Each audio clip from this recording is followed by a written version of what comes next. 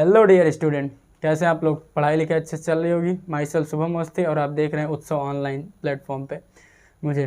तो जैसा कि अभी वन शॉट सीरीज जो केमिस्ट्री की चल रही है उसमें मैंने एक चैप्टर कंप्लीट किया, द बायोमॉलिक्यूल्स। उसमें 2 लेक्चर में, मतलब 1 शॉट 2 शॉट 2 में पूरे कंप्लीट चैप्टर को पहले कार्बोहाइड्रेट पढ़ा है, जिसमें डिटेल में पूरी चीज़ें बताई, कैसे रिएक्शन होती, क्या होते हैं, क्या टेस्ट होते हैं कार्बोहाइड्रेट की, ये बताया। पूरी रिएक्शन को कंप्लीट करते हुए फुली एनसीईआरटी बेस्ड। फिर उसके बाद प्रोटीन, न्यूक्लिक एसिड और आपके अमीन्स, ये सारी चीज़ें बताते पूरा चैप्टर कंप्लीट किया।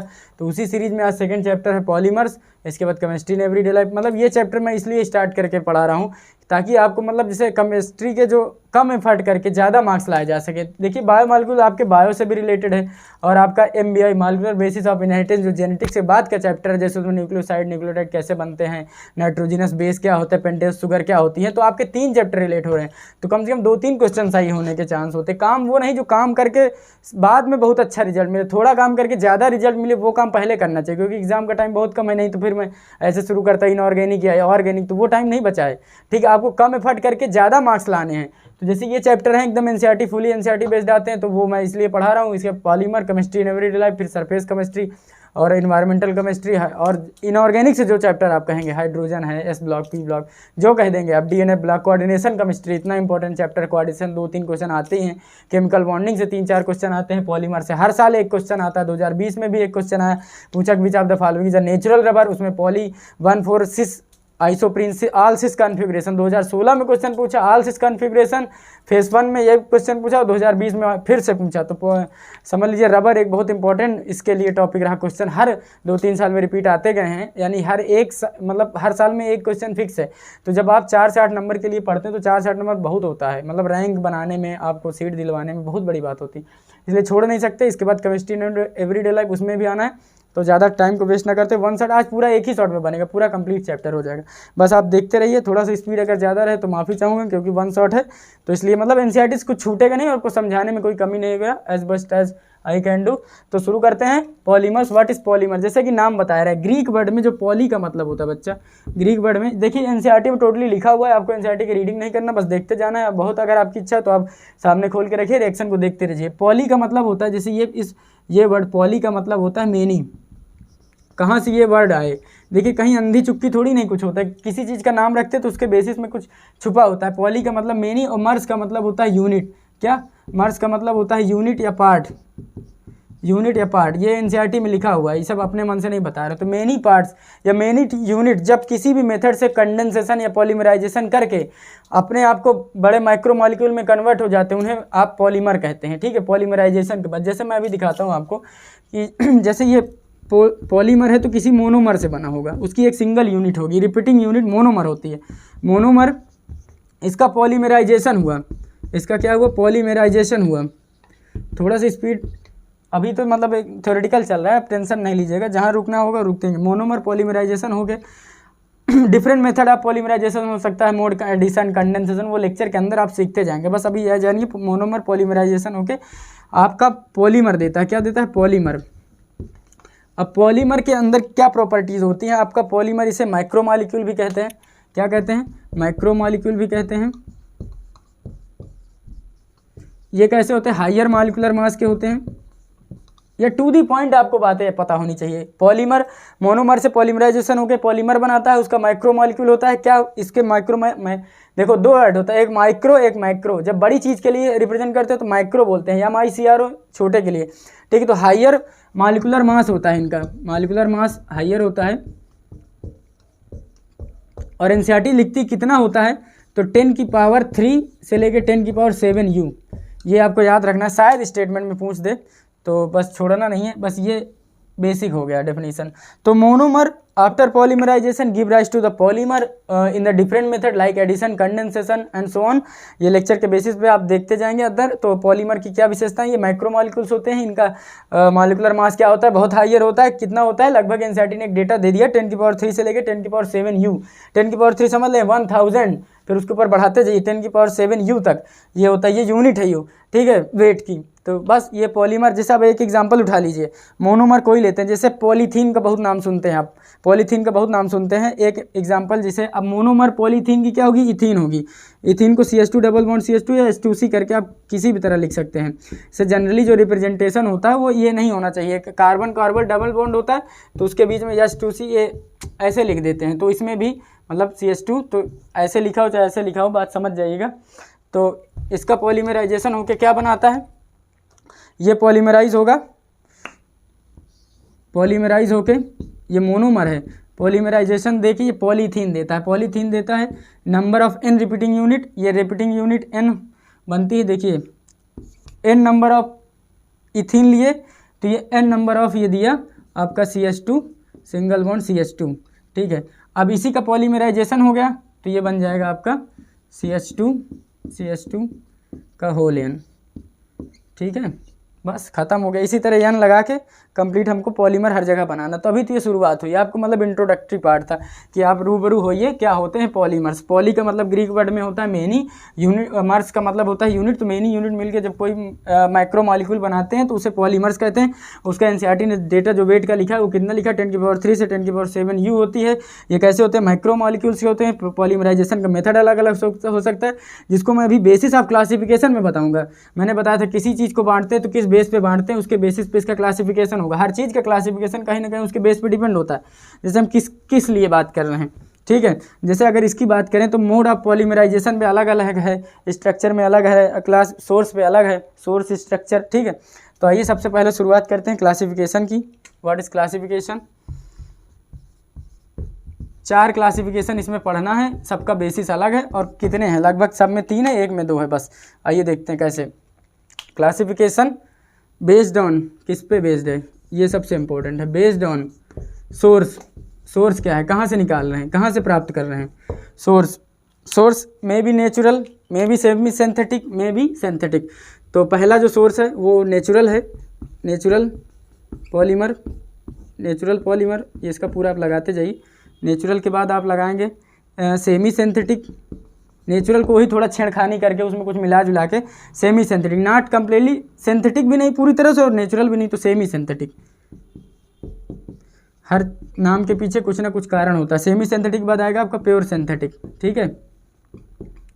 देखिए नेचुरल में आते हैं ऑब्टेन फ्रॉम या फाउंड इन, नेचुरल हैं तो भाई लिविंग ऑर्गेनिज्म के अंदर ही होंगे, found in animal and plants, found in animal and plants, ठीक है, एनिमल और प्लांट्स में पाए जाते हैं नेचुरल पॉलीमर, ठीक है। इसमें भी 2 प्रकार का 2 सेक्शन में बांट सकते हैं इसको आप, biodegradable, non biodegradable. Biodegradable which can be degraded by living organism like living micro organism, ठीक है, बैक्टीरिया, फंजाई और अदर माइक्रो ऑर्गेनिज्म जिसको डिग्रेड कर सकते हैं आसानी से, वो बायोडिग्रेडेबल कहलाते हैं और वो नेचर के लिए हार्मफुल कम होते हैं। और जो नॉन बायोडिग्रेडेबल होते हैं वो बहुत हार्मफुल होते हैं। जैसे पॉलीथीन का बैंड इसीलिए हुआ था क्योंकि वो हज़ारों साल मिट्टी के नीचे दबी रहती है और उनका पॉलीमराइजेशन इतना तगड़ा होता है कि वो डिग्रेड नहीं हो सकते, गल नहीं सकते पूरी तरह से, ठीक है।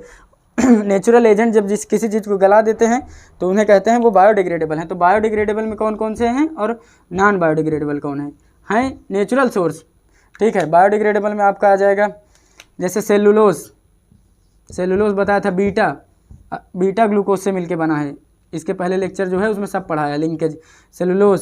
फिर उसके बाद आपका प्रोटीन है अल्फा अमीनो एसिड से, स्टार्च इधर दिख नहीं रहा होगा, ठीक है, इधर लिखते हैं सेलुलोज, प्रोटीन, स्टार्च, ये सारी चीज़ क्या हैं आपके, और ग्लाइकोजन एनिमल स्टार्च, ये क्या है आपका बायोडिग्रेडेबल है। और यहीं पे नॉन बायोडिग्रेडेबल आप लिख लीजिए, इधर ही इसके नीचे ही आप कंटिन्यू करिए। नॉन बायोडिग्रेडेबल जो होगा यहाँ दिख नहीं रहा होगा, नॉन बायोडिग्रेडेबल जो है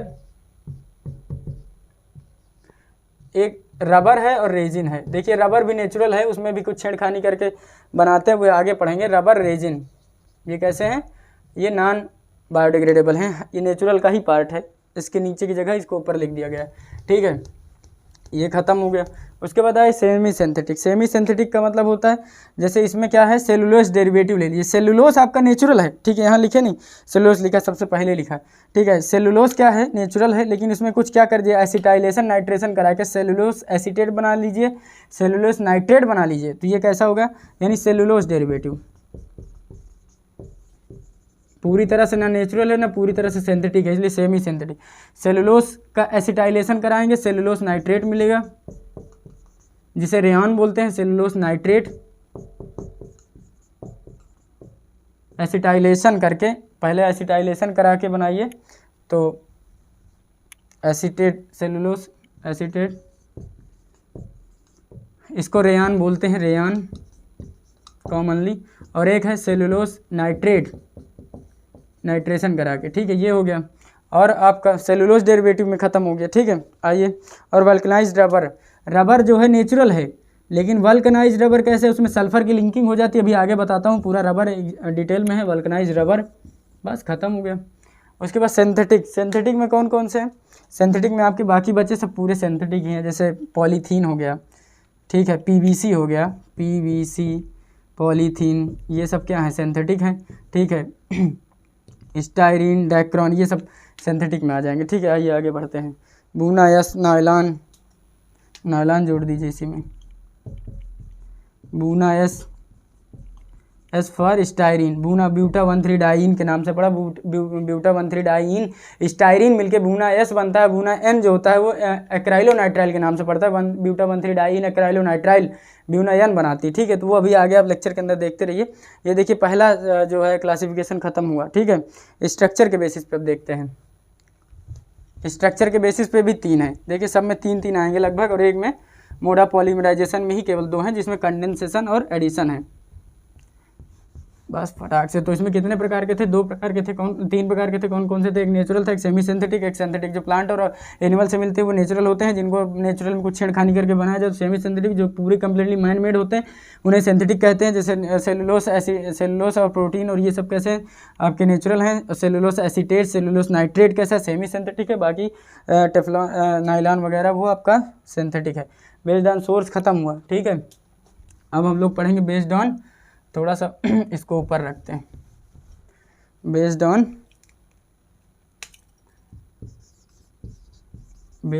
स्ट्रक्चर। सोर्स पे पढ़े, अब स्ट्रक्चर के बेसिस पर। इसमें 3 प्रकार के हैं, लीनियर है, ठीक है, ब्रांच्ड है और आपका क्रॉस लिंक्ड है। पहला लीनियर है, ब्रांच है, क्रॉस लिंक्ड है, 3 प्रकार के हैं, ठीक है। लीनियर में क्या है, इसमें पॉलीमर की यूनिट मोनोमर ऐसे लीनियरली अरेंज होते हैं। लीनियरली कैसे अरेंज होते हैं, जैसे ऐसे देखिए, ये आपके एनसीईआरटी में बना हुआ है। और ब्रांच वाला कैसे है, ब्रांच वाले में भी ऐसे बने हुए हैं,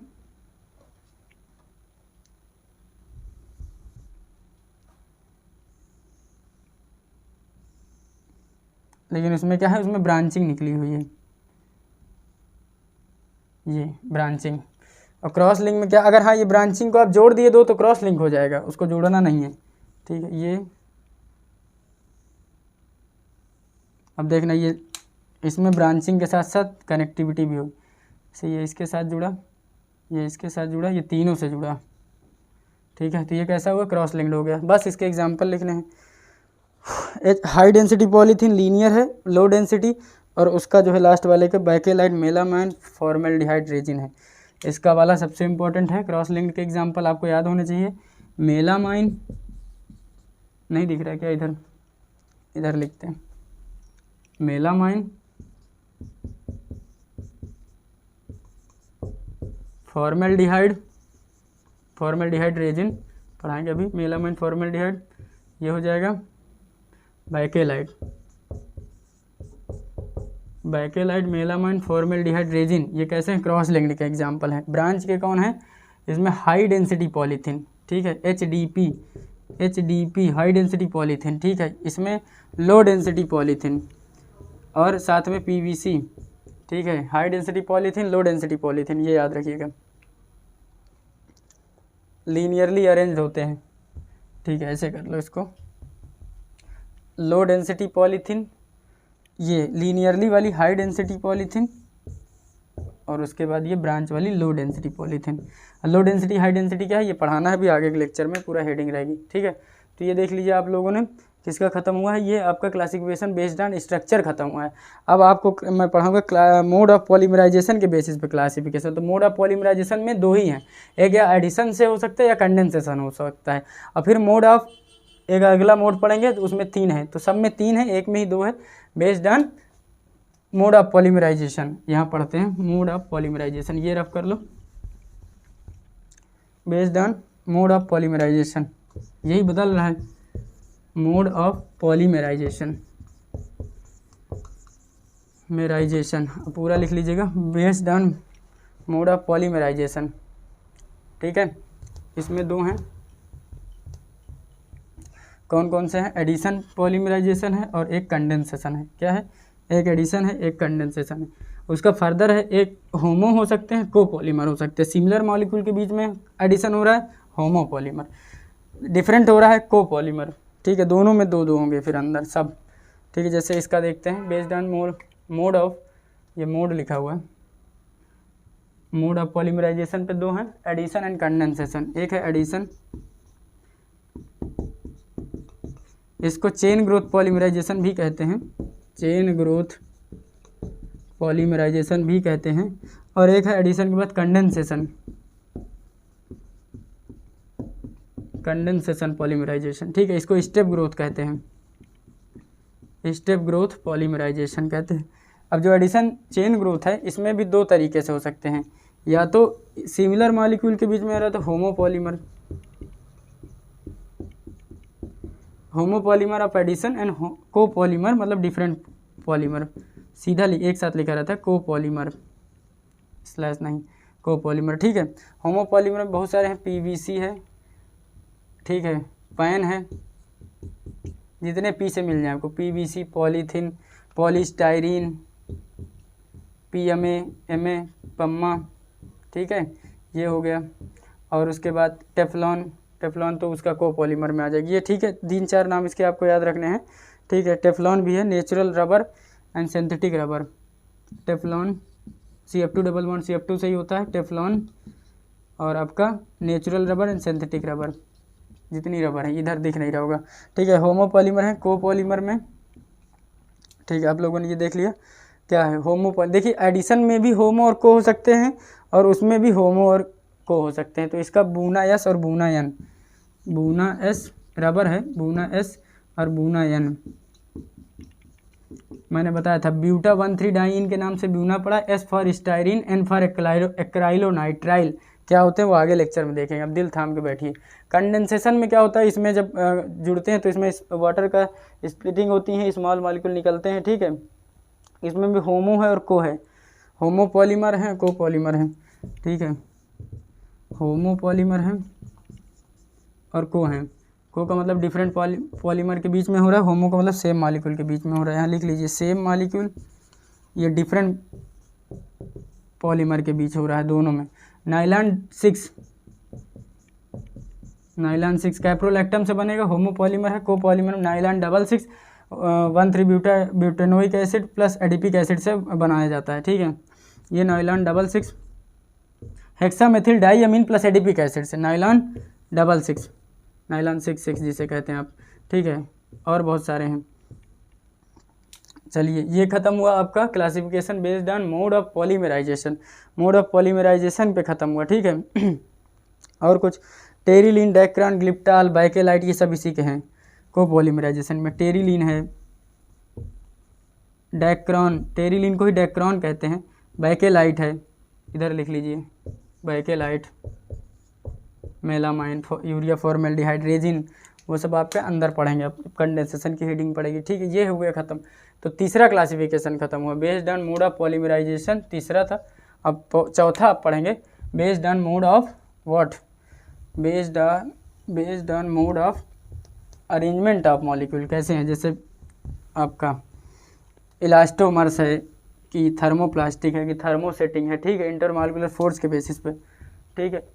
इलास्टोमर है, फाइबर है, थर्मोप्लास्टिक, थर्मोसेटिंग।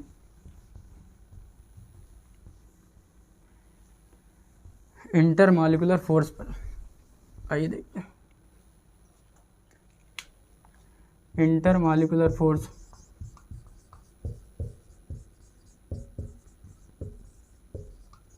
इंटरमॉलिक्यूलर फोर्स के बेसिस, इसमें भी 3 प्रकार के 4 प्रकार के हैं, सब में 4 था, बस इसी मोड ऑफ पॉलीमराइजेशन 2 था, ठीक है। 2 में सब थे, एक को था एक होमो था, बस इसको आपको इसे याद रखना है। पूछ लेते कभी को पॉलीमर है कि होमो पॉलीमर है, एडिशन का है कि कंडेंसेशन का है, तो वो आपको ऐसे नॉर्मली याद होना चाहिए, और फिर रिएक्शन अंदर देखेंगे तो और याद हो जाएगा। अभी तो बस ऐसे क्लासिफिकेशन चल रहा है, ठीक है। आइए, बेस्ड ऑन इंटरमॉलिक्यूलर फोर्सेस पे 4 प्रकार के हैं, फिर से कौन कौन से हैं। पहला है, ठीक है, इलास्टोमर, इलास्टोमर ये हो गया। दूसरा है फाइबर, इनके बीच में इंटरमॉलिक्यूलर फोर्स कैसा है मॉलिक्यूल के अंदर, तो उसके बेसिस पे इलास्टोमर, फाइबर, ठीक है। उसके बाद आपका thermoplastic, plastic and thermosetting, setting,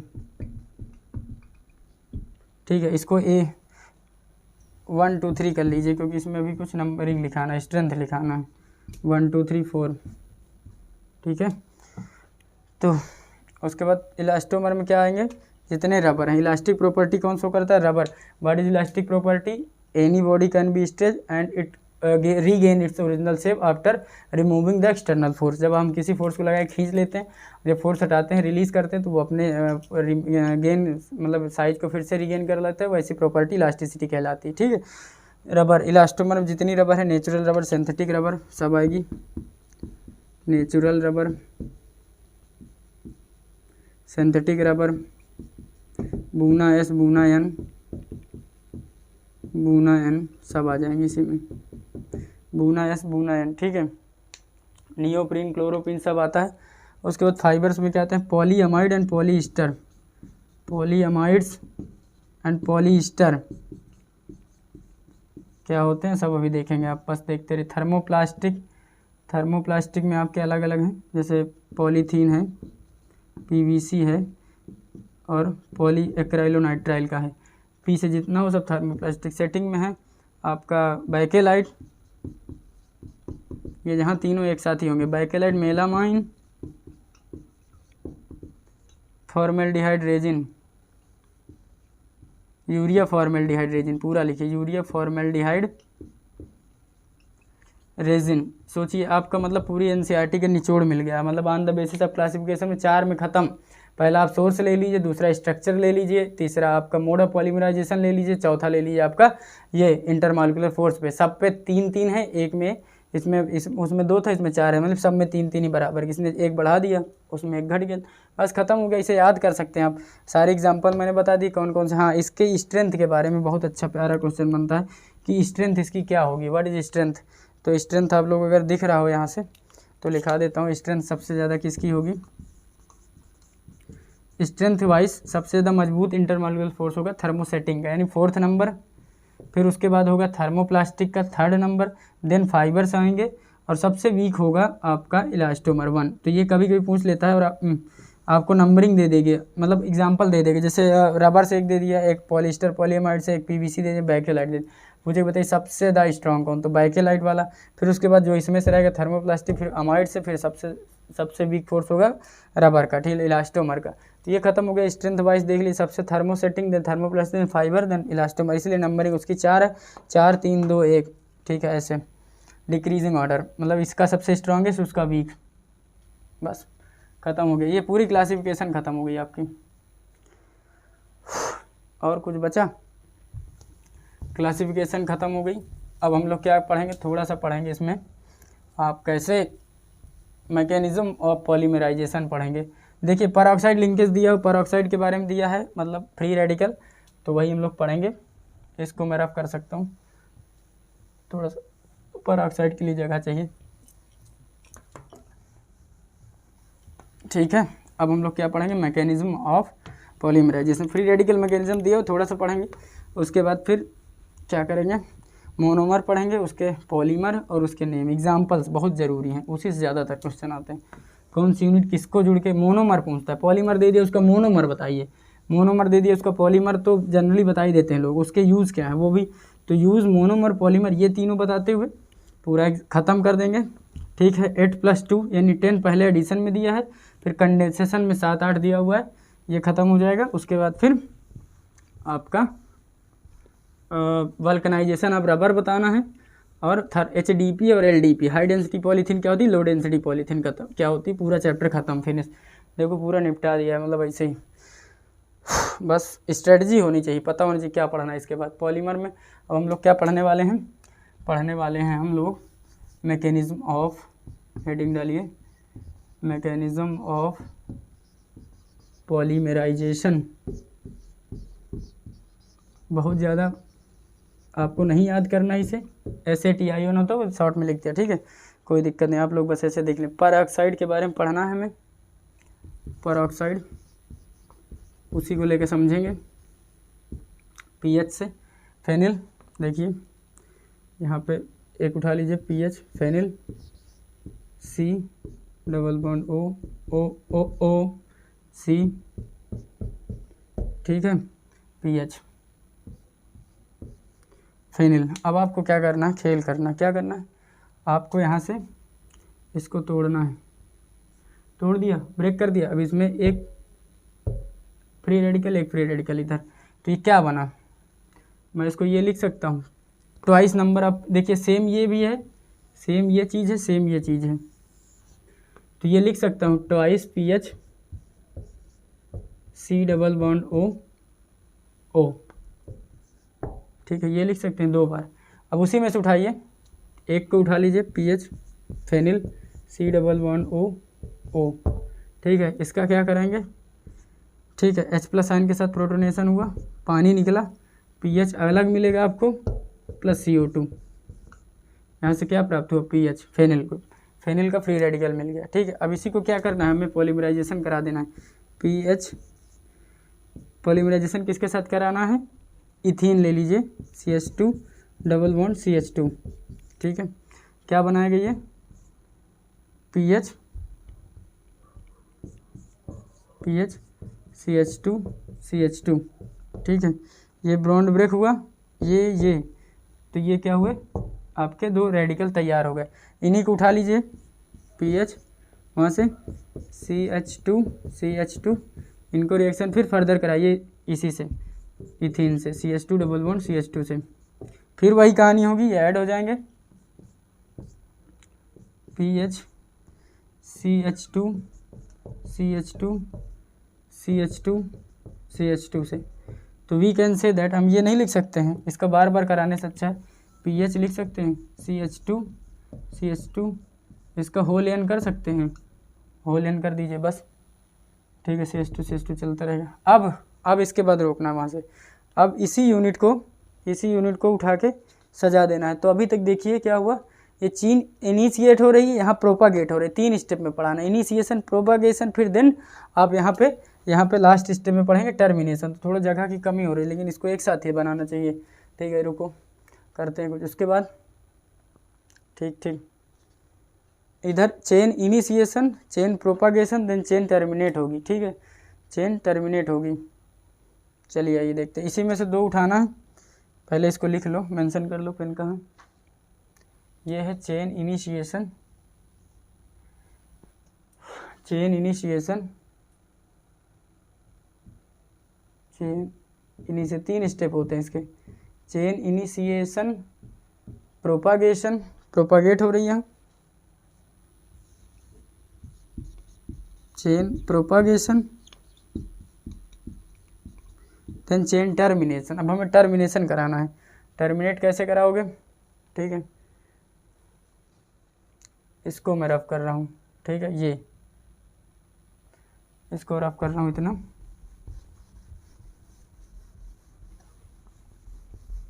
chain terminate, जैसे आप नीचे ही लिखेंगे, नीचे कंटिन्यू करेंगे, वो दिख नहीं रहा होगा। चेन टर्मिनेशन कैसे कराना है, इसी को उठाना है आपको, pH CH2 वो वाला, CH2 का होल एन, CH2 इसकी 2 यूनिट ले लीजिए, pH CH2 CH2 whole N CH2 CH2 दो यूनिट, इनको दोनों को जोड़ दीजिए कोवैलेंट बॉन्ड से। किससे? कोवैलेंट बॉन्ड से। चेन टर्मिनेट हो जाएगी। ठीक है, ये भी रफ करना होगा।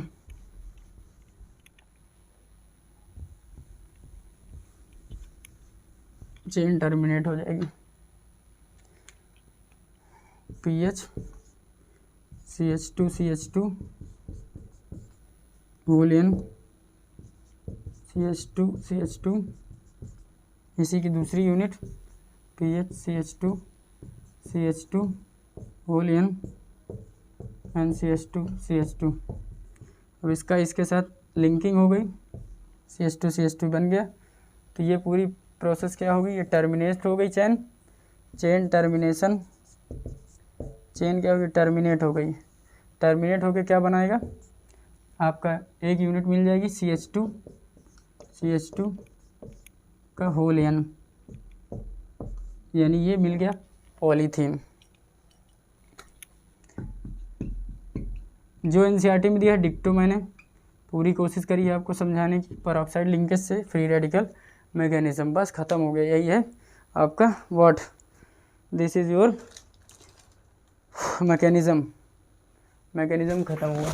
ठीक है, अब examples of addition polymer. Example देखिए, एग्जाम्पल पढ़ने के बहुत फ़ायदे हैं। एग्जाम्पल से ही क्वेश्चन आएगा। एग्जाम्पल देखिए, हम एक एग्जाम्पल ऐसे के लिखेंगे। एग्जाम्पल आप लिखेंगे पूरा, इधर लिखेंगे एग्जाम्पल ऑफ एडिशन पॉलीमर, फिर एग्जाम्पल ऑफ कंडेंसेशन बाद में। तो पहले हम लोग एडिशन पढ़ेंगे, जिसमें 8+2 यानी 8 पढ़ना है। 8 होमोपॉलीमर के पढ़ने, 2 कोपॉलीमर पढ़ना है। ठीक है, 2 बूना एस था वो कोपॉलीमर, 2 उसके पढ़ने, 8 इसके पढ़ने। तो 8 2 10 टोटल पढ़ने। इधर मोनोमर पढ़ना है, इधर पॉलीमर उसका पढ़ना है कैसे बना और उसके यूज क्या है ये पढ़ने हैं, मतलब उसको विथ रिएक्शन के साथ दिखा के। ठीक है, आ जाइए। तो ये हेडिंग ही ख़त्म करते हैं। मैकेनिज्म ऑफ पॉलीमर 1-2 बार आप लिख के पढ़िएगा, पॉलीमर के कैसे मैकेनिज्म होती है। आप एकदम अच्छे से तोड़ के, जैसे बॉन्ड तोड़ के मैंने बताया और फ्री रेडिकल जनरेट किया फेनिल के साथ परऑक्साइड में, तो बस आप कर ले जाएंगे, कोई ज़्यादा बहुत बड़ी बात नहीं।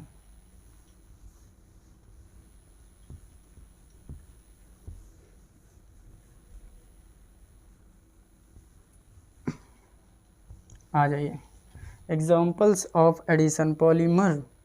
एग्जाम्पल्स ऑफ, यहाँ पे हेडिंग पड़ेगी एग्जाम्पल ऑफ एडिशन पॉलीमर। इसके एडिशन के पॉलीमर कैसे देखेंगे? 8 होमोपॉलीमर वाले होंगे प्लस 2 कोपॉलीमर वाले होंगे, यानी 10 पूरे पढ़ने हैं। तो नंबर 1 से हेडिंग करेंगे। पहले इधर हेडिंग करने से पहले ये कर लेते हैं, डाल देते हैं आपके नंबरिंग। देखिए यहाँ पे आप मोनोमर पढ़ोगे। क्या पढ़ोगे? मोनोमर। ख़त्म है ये मोनोमर। इधर आप पढ़ोगे मोनोमर, ऐसे लिख लो, इसे मोनोमर्स पढ़ेंगे। फिर इधर इसका पॉली पढ़ेंगे, पॉलीमर। और सबके तो यूज नहीं इंपॉर्टेंट होते, बस जानना है आपको, लेकिन लिखाऊंगा सब यूजेस। कुछ के जिसके यूजेस से क्वेश्चन है वो पूछूंगा, क्योंकि 2000 नीट उड़ीसा में यूज से ही पूछ लिया है क्वेश्चन। बताइए सेलुलोज डेरिवेटिव किस में से मिलते हैं? ठीक है, पॉलीएक्रिलामाइड से। कैसे, वो अभी पढ़ाता हूँ। ठीक है, जहाँ पॉलीमर आया, ठीक है, उसके बाद आप देखिए मोनोमर की यूनिट में हम जैसे पहला नंबर लेंगे, इसमें 8 पहले उसको पढ़ना, 2 आपका कोपॉलीमर पढ़ना। पहले हम लोग इथीन को उठाएंगे, जैसे कि जबकि पहले इथीन को आते ही कर दिया था कंप्लीट। मोनोमर इसका इथीन है। कैसे स्ट्रक्चर होगा? CH2 double bond CH2। इसको कैसे हम करेंगे? इसको पॉलीमराइजेशन कंडेंसेशन करा के CH2 सिंगल बॉन्ड CH2, ये पूरा ऐसे होल एन, ये इसकी यूनिट हो गई रिपीटिंग, इसी से पॉलीमर बनेगा। इसका यूज पॉलीबैग्स वगैरह जितने पॉलीथीन के इतने आते हैं, सब पॉलीबैग्स वगैरह बनाने में काम ख़त्म। ठीक है, उसके बाद आपको इथीन के बाद प्रोपीन पढ़ना है। ठीक है, प्रोपीन का क्या होगा? CH3 single bond CH double bond CH2। ये क्या है? प्रोपीन लिखे हैं, प्रोपीन। इसका पॉलीप्रोपीन बनाएंगे। ठीक है, पॉलीप्रोपीन, ये बॉन्ड टूट जाएगा। ठीक है, CH3 ये बॉन्ड टूट जाएगा ऐसे, ऐसे लिखो, ये इधर आ जाएगा CH के पास, CH देखिए सिंगल बॉन्ड CH, और यहाँ पे CH3, CH double bond CH2, ठीक है। इसकी नंबर n रिपीटिंग यूनिट हो जाएगी, ठीक है, यही है, बस बन गया आपका। CH2 ले लीजिए, CH एक बॉन्ड हटाएंगे, यहाँ से तोड़ दिया ना, मैंने बताया था, 2 बन गया है, ठीक है। ये क्या है, पॉलीप्रोपीन है, क्या है, पॉलीप्रोपीन है, पॉलीप्रोपीन। इसमें क्या बनाएंगे आप लोग, टॉयज़, खिलौने, पाइप्स वगैरह, ठीक है, ये हो गया। फिर उसके बाद पहला था, दूसरा हो गया ये, ठीक। नंबरिंग डालेंगे तो कोई छूटेगा नहीं इससे अच्छा। फिर second number styrene, third number आपका स्टायरीन आएगा। स्टायरीन में क्या पढ़ना है, स्टायरीन,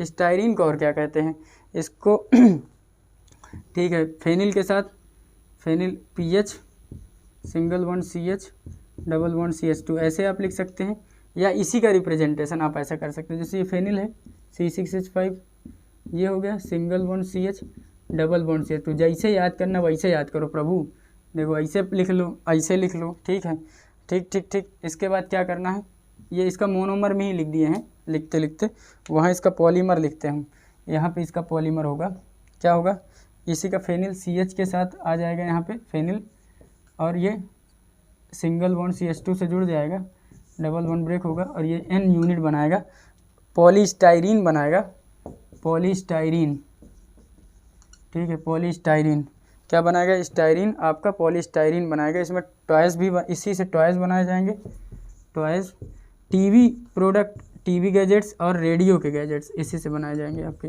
पॉलीस्टाइरीन से।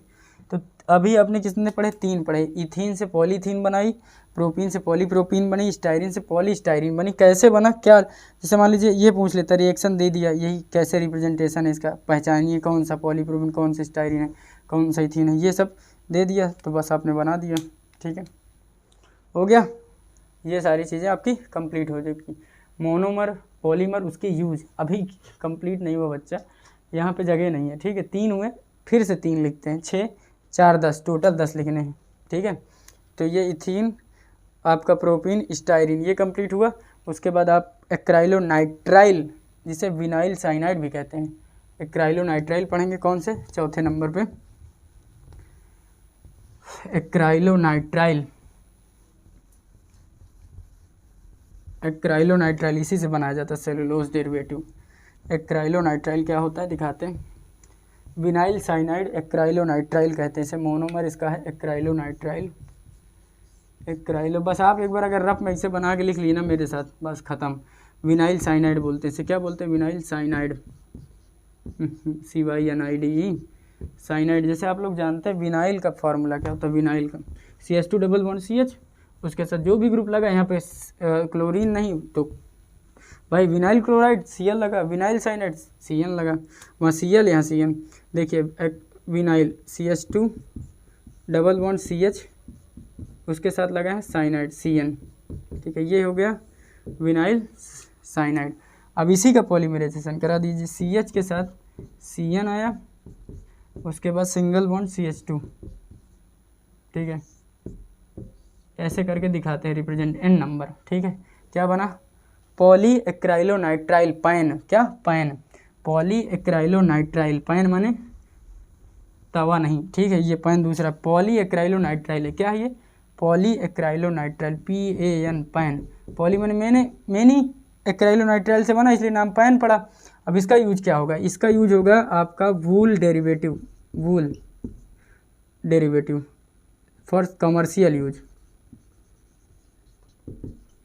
कमर्शियल यूज के लिए जो वूल ऊन उसका, उससे निकाला जाता है आपके विनाइल क्लोराइड, विनाइल साइनाइड से, ठीक है, विनाइल साइनाइड से। सब्सटीट्यूट फॉर वूल, क्या है, वूल सब्सटीट्यूट, या सब्सटीट्यूट फॉर वूल, सेम यही क्वेश्चन आया, सब्सटीट्यूट। अभी मैं आपको MTG दिखाता हूँ, विनाइल सब्सटीट्यूट फॉर वूल, आपका नीट 2000 किसमें, उड़ीसा 19 का क्वेश्चन है, 2019, ठीक है। अभी मैं आपको लास्ट में दिखाता हूँ, लास्ट में सॉल्ट दिखाता हूँ, ठीक है। ये हो गया, पैन ख़त्म कर लिया आप लोगों ने। तो कौन सा था ये? चौथा था, चौथी हेडिंग में। नंबरिंग डाल दीजिए, नहीं तो मैं भूल जाऊँगा, ठीक है, क्योंकि मुझे कोई भी छोड़ना नहीं है। चौथा नंबर हो गया। उसके बाद 5वें नंबर पे आइए अब। 5वें नंबर पे जैसे यहाँ पे विनाइल क्लोराइड था, विनाइल साइनाइड था, तो वैसे विनाइल क्लोराइड बना दीजिए, ठीक है। पॉलीविनाइल क्लोराइड PVC आप बना लेंगे, जैसे पैन बनाया वैसे PVC बना लेंगे, ठीक है। चौथा क्लासिफिकेशन में, ओ माय गॉड घूम गए ऐसे। ये देखिए 5वां classification, vinyl cyanide, vinyl chloride ले लीजिए, विनाइल क्लोराइड। जब साइनाइड आया तो क्लोराइड क्यों पीछे रहेगा, ठीक है।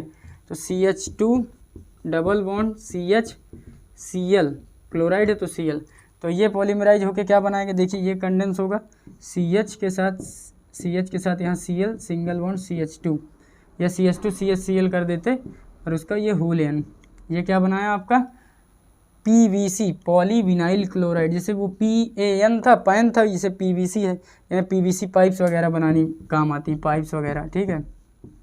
बस ख़त्म। यूज भी देखते जाइए आप, जो यूज आ चुका है उसको मैं बताऊंगा, जो आ सकता है उसको बताऊंगा, ठीक है। जो बहुत ज़्यादा कॉमन है, पाइप्स है, रेन कोट्स वगैरह बना रहे हैं तो उसमें कम आएगा, ठीक है। इसके रेन कोट्स भी बनते हैं PVC के, रेन कोट याद रखिएगा इसका, rain coat PVC rain coats, ठीक है। आइए चले, 5वां नंबर हो गया। 6वें में मैं टेफ्लॉन के बारे में बताऊंगा। क्या? Teflon, CF2 double bond CF2, Teflon. Teflon का यूज बहुत इंपॉर्टेंट है। टेफ्लॉन की यूज पूछता है, नॉन स्टिक कुकवेयर यूटेंसिल के लिए यूज होता है, और आपका गैस किट, ठीक है, ऑयल सील्स, ये सब बनाने में काम आता है Teflon. CF2 double bond CF2 कौन सा होगा? 6ठा नंबर। 6ठे नंबर पे आप डालिए 6वां नंबर हेडिंग, CF2, ऐसे भी लिख सकते हैं F2C double bond C F2, या CF2 डबल बॉन्ड CF2 लिखिए, कैसे भी आपको याद होना चाहिए टेफ्लॉन। बस इसके यूनिट हो जाएगी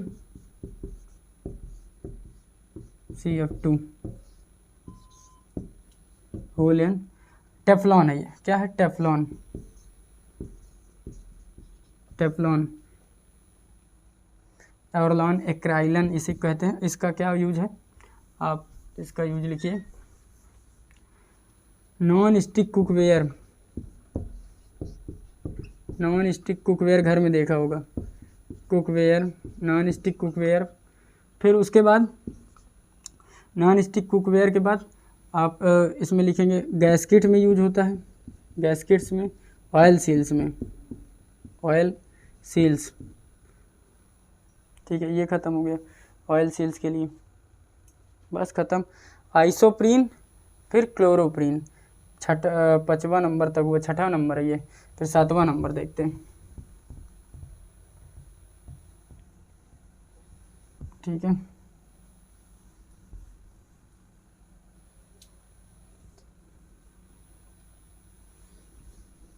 एक सेकंड, ब्लू पेन कहाँ, ठीक है।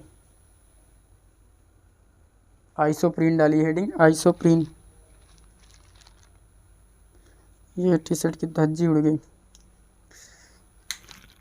कोई नहीं, छूट जाएगा। आइसोप्रीन, क्या? आइसोप्रीन 7वें नंबर पे, आइसोप्रीन,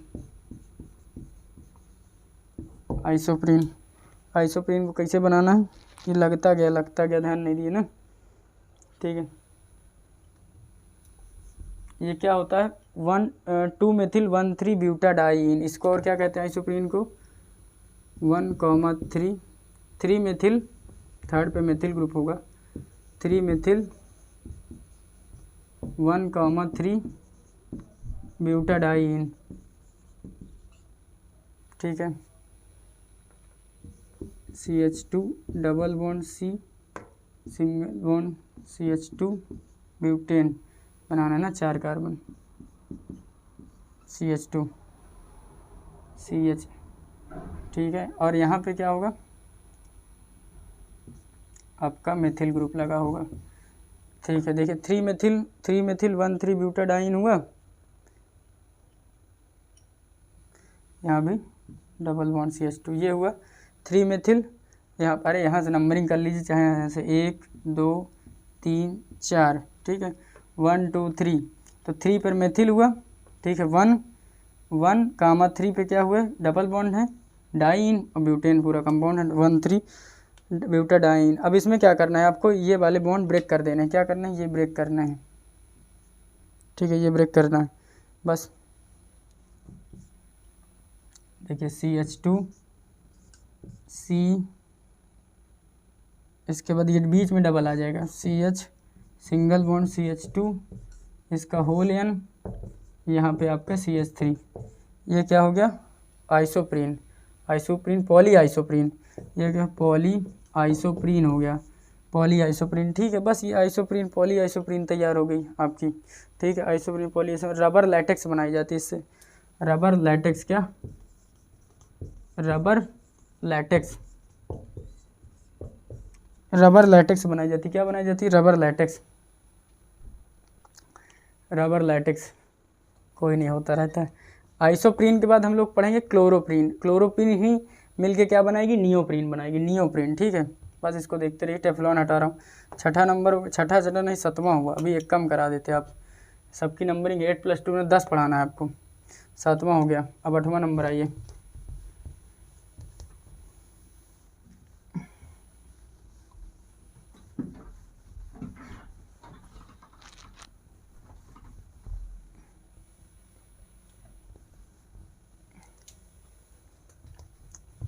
आइसोप्रीन की जगह आप लोग क्या लिखेंगे, क्लोरोप्रीन, ठीक है। यहाँ पे क्लोरीन होगा और यही कंडेंस करके नियोप्रीन बनाएगा, क्या क्लोरोप्रीन।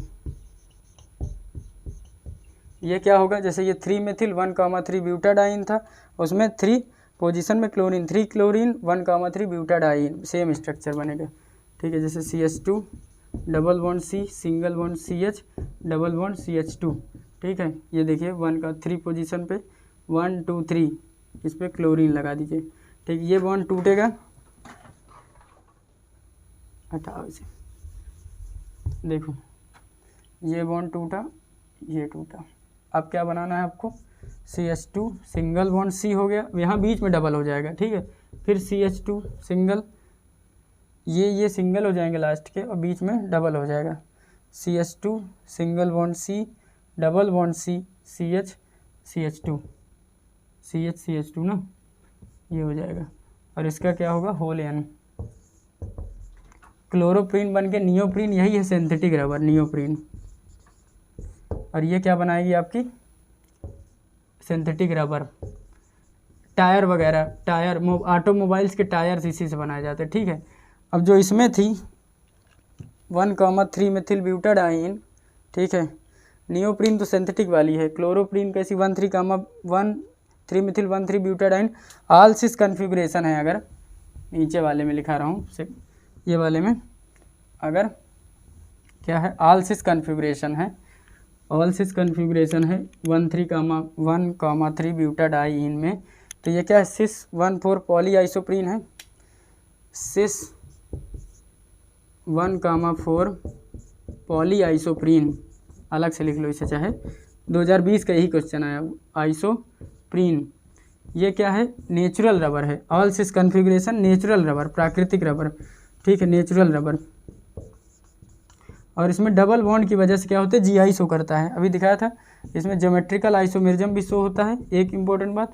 दूसरा, अगर ऑल ट्रांस कन्फिगरेशन में कर दूंगा, जैसे इसी की वजह से, डबल बॉन्ड की वजह से GI शो करता है, बस में क्लोरीन नहीं, वो मेथिल होता है, ठीक है।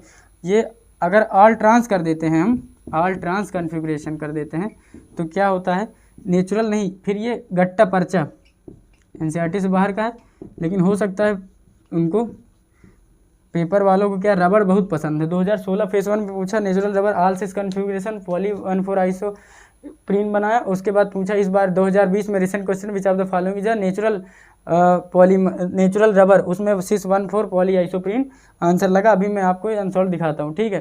तो ये रबर से क्वेश्चन है, तो हो सकता है इस बार ट्रांस पूछ ले, हर बार सिस पूछता तो गट्टा पर्चा हो जाएगा आपका आंसर। ये कितने 8 खत्म हो गए आपके पूरे, कौन से, एडिशन पॉलीमर में होमो पॉलीमर खत्म है, 2 को पॉलीमर हैं तो एडिशन के ही, ठीक है। बस बूना S और Buna N, Buna S buta 1,3 diene plus styrene, buta 1,3 diene और क्या, ब्यूटा 1,3 डाई इन, स्टाइरिन और एक्राइलोनाइट्राइल, बस खत्म हो जाएगा। चलें, क्लोरोबिन होसेस वगैरह बनाने में आते हैं कब, CH2 double bond C single bond CH, CH2 CH double bond CH2 CH2, ये हो गया। ठीक है, क्या हुआ, एक छूट गया क्या, नहीं छूटा। 8वें नंबर पे ये 9वां नंबर, नंबरिंग कर दो, नंबरिंग कर दो बच्चे, 9। ठीक है, एक और बचेगा 10, CH2 double bond CH double bond CH2। ठीक है, ये क्या बना है, ठीक है, 1,3 ब्यूटा डाई इन, 1,3 ब्यूटा डाई इन। अब इसका रिएक्शन किससे कराना है आपको, स्टाइरिन से कराना है। बूना क्या लिखे हैं, कुछ लिखे ही नहीं। ठीक है, ब्यूना N बना लो या S बना लो, ब्यूना N, तो N बना लोगे तो एक्राइलोनाइट्राइल। ठीक है, एक्राइलोनाइट्राइल क्या था, PH CH double bond CH2, या ये यूँ लिख सकते हैं आप इसे, CH डबल बॉन्ड CH2। ठीक है, ये अब इसी का पॉलीमर बन जाएगा ब्यूना N, ये भी एक सिंथेटिक रबर होती है। ठीक है, क्या होती है, सिंथेटिक रबर होती है, पॉलीब्यूटा ब्यूटा एक्राइलोनाइट्राइल, ये स्टाइरीन है, acrylonitrile CH2 double bond CH CN है। ठीक है, उससे बनेगा। एक्चुअली इसमें क्या होगा, इसमें ये बॉन्ड ब्रेक होंगे और इसको आप पॉलीमर में जोड़ देंगे। ठीक है, ये हो गया एक्राइलोनाइट्राइल। इसी तरह आप क्या करेंगे, यहाँ पे S बूना S पढ़ेंगे तो स्टाइरिन जोड़ेंगे। क्या जोड़ेंगे, styrene, S for styrene, styrene में आ जाएगा आपको ये प्लस स्टाइरिन, ये है फेनिल के साथ CH डबल बॉन्ड CH2, बस बूना N और बूना S का यूज हो गया। ऑटोमोबाइल टायर्स बनाए जाते हैं, buna N buna synthetic rubber होती है। ये क्या ख़त्म हुआ आपका, पूरे 10 एग्जाम्पल ख़त्म हो गए आपके एडिशन। अब एडिशन के बाद आप कंडेंसेशन पढ़ेंगे। क्या पढ़ेंगे, condensation, examples of condensation polymerisation.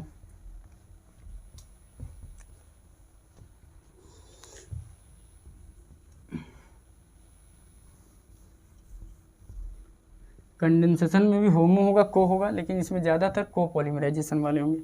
Examples of condensation,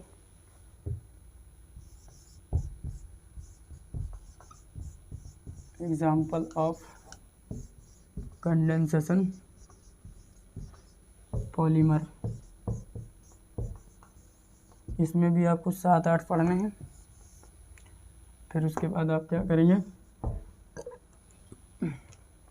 थोड़ा इसको वो करो,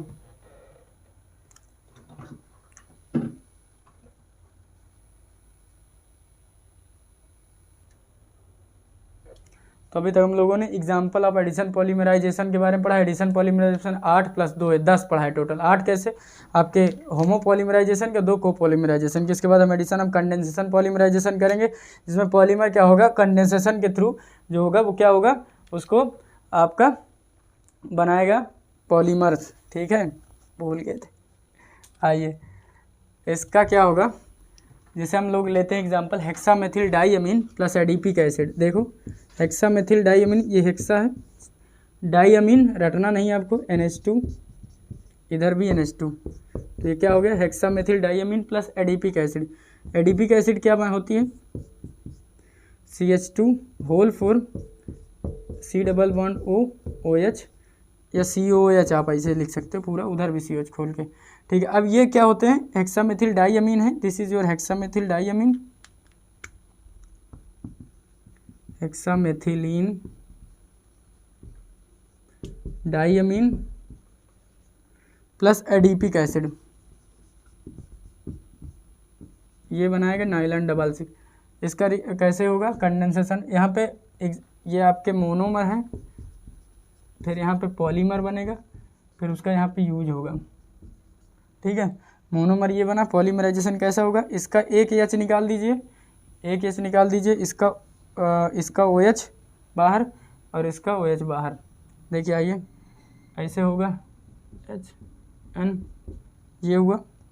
उसके बाद ये बनेगा आपका CH2, ठीक है, CH2 होल 6, फिर NH, ठीक है, फिर ये ऊपर कर लो NH, यहाँ से OH हटा तो C double bond O, CH2 इसका होल 4, फिर ये आएगा C डबल बॉन्ड O, ये होगा, ये क्या है नाइलॉन डबल सिक्स। ऐसा कुछ देख लेना ना, CH2 whole 6 CH2 whole 4 plus acid और अमाइड के साथ लिंकेज हो, नाइलॉन डबल सिक्स लगा देना, नाइलॉन 6 बस ख़त्म हो गया। तो हेक्सामेथिल डाइअमीन प्लस एडिपिक एसिड से क्या बनता है, नाइलॉन डबल सिक्स बनता है, ठीक है। इसको सीड्स वगैरह टेक्सटाइल इंडस्ट्री में यूज़ करते हैं, सीड्स वगैरह यूज़ करते हैं इसमें, seeds Bristol industry in brushes, brush के ऊपर जो ब्रिस्टल होता है, जो होते हैं जिससे आप ब्रश करते हैं, वो ब्रिस्टल इसी से बनाए जाते हैं, ब्रिस्टल, ठीक है। ये हो गया आपका क्या नाइलॉन डबल सिक्स। अब कैप्रोलैक्टम की कहानी सुनिए, कैप्रोलैक्टम, अब देखिए इसमें elimination of small molecule like water, alcohol, acid, इन सब का क्या होगा, एलिमिनेशन होगा, ठीक है, क्योंकि कंडेंसेशन पढ़ रहे हैं उसमें, सब में यही कहानी है, सब में नहीं बताएंगे, ठीक है, ये तो समझ रहे हैं, अंडरस्टैंडिंग कॉमन है। हेक्सामेथिल डाइअमीन प्लस एडिपिक एसिड, उसी तरह कैप्रोलैक्टम क्या होता है, ठीक है, NH, ये है कैप्रोलैक्टम में CH2, ठीक है, CH2 इधर, ये CH2, ये C डबल बॉन्ड O, ये क्या है caprolactam, this is caprolactam, chemical का नाम है कैप्रोलैक्टम। अब इससे क्या करिए, एलिमिनेशन कर दीजिए, इसको उड़ा दीजिए, ये प्लस ये CO2 H2O, पानी बाहर निकल जाएगा और ये पूरा कंडेंस हो गए। तो नहीं CH2 कितने हैं, 1 2 3 4, 1 2 3 4 5, यानी मैं लिख सकता हूँ पॉलीमर में क्या बनेगा, CH2 का होल 5, इधर आपका NH और इधर C डबल बॉन्ड O, बस। अच्छा यही है नाइलॉन 6, नाइलॉन डबल सिक्स दूसरा था, ये होमोपॉलीमर से बना कैप्रोलैक्टम से, ठीक है। ये नाइलॉन 6 का है, क्या है नाइलॉन 6, ये नाइलॉन 6 का है, ठीक है, बस ख़त्म हो गया। नाइलॉन 6 का क्या यूज है, इसको भी सेफ्टी हेलमेट्स वगैरह बनाए जाते हैं। Ethylene glycol plus terephthalic acid, terylene या डेक्रॉन बनता है, ठीक है। Ethylene glycol CH2 OH, ethylene glycol है प्लस टेरीथैलिक एसिड, एक होती थैलिक एसिड और एक क्या होती है टेरीथैलिक एसिड, क्या एक होती है थैलिक एसिड, देखिए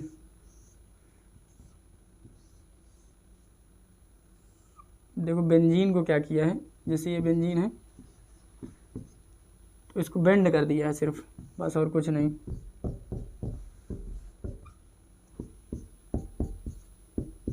ये क्या है टेरीथैलिक एसिड, क्या है टेरीथैलिक एसिड,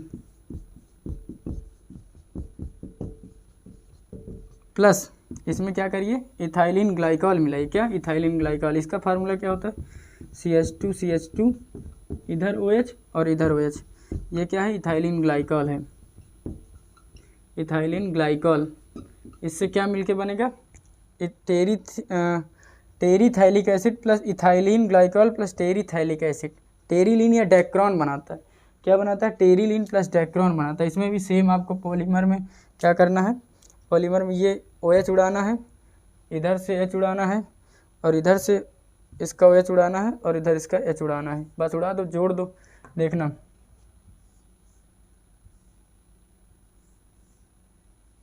ये है, आप यहाँ से C double bond O OH पूरा उड़ गया, C11O इसका O, फिर ये आपका CH2 जुड़ेगा,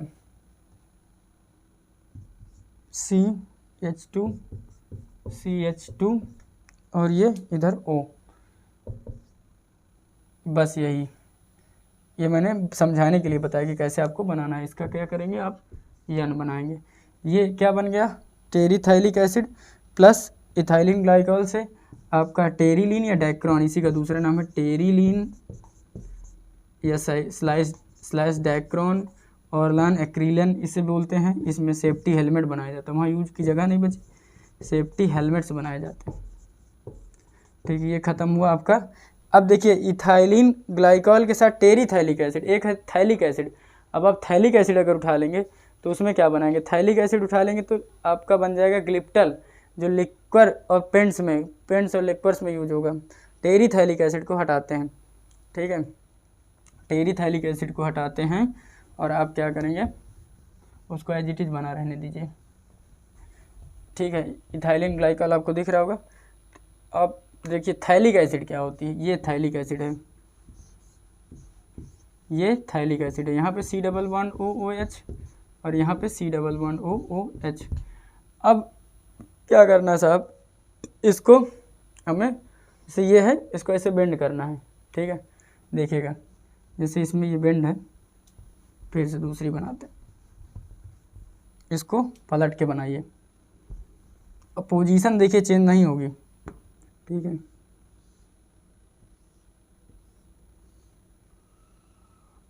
यहाँ पे आपको क्या करना है, यहाँ पे लगाना है ये C11O,